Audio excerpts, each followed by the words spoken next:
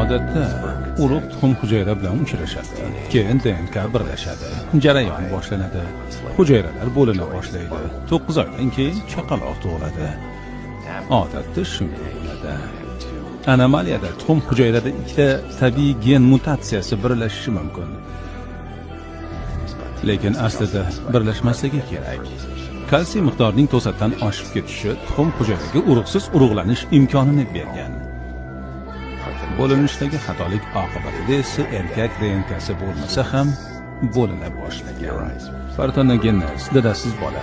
Odamlarda bu nazariy jihatdan mumkin, lekin shu paytgacha isbotlanmagan edi. Bugungi kungacha ona, bola. Qizingizda faqat ona DNKsi bor. Shaxsan o'zim 5 marta tekshirib ko'rdim. 7 oydan keyin mo'jizaga guvoh bo'lamiz.